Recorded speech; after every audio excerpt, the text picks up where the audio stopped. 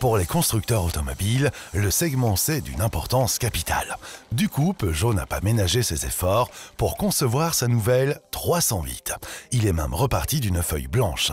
Il en résulte un style racé, sportif, simple et classe à la fois.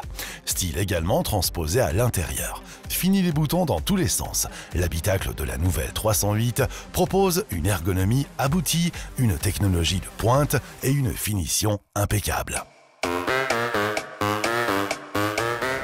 Alors pour le reste, Peugeot a opté pour du light.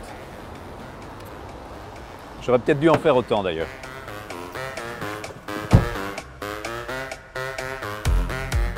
Nouvelle plateforme modulaire, conception intelligente et nouvelle technique de production, il n'en fallait pas plus pour qu'elle perde 140 kg par rapport à sa devancière.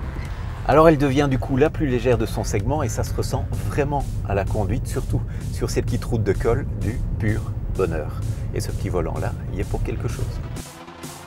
Son poids plume et ses qualités aérodynamiques sont également garants de consommation et de rejet polluant plancher. Jusqu'à 93 grammes de CO2 par kilomètre pour la version diesel la plus sobre. Et encore, ça c'est en attendant l'arrivée d'une mécanique Euro 6 diesel Blue HDI qui ne rejettera que 82 grammes, ce qui correspond à une consommation moyenne de 3 litres 1. Des valeurs records dans cette catégorie. Une lionne a l'appétit de moineau parce que ça existe. Et si Peugeot explore les grands fonds en matière de consommation, eh bien la qualité d'assemblage et de finition, elle, est vraiment au rendez-vous. On peut même dire qu'elle atteint désormais des sommets. Honnêtement, on se croirait vraiment au volant d'une allemande et encore d'une Kossuth.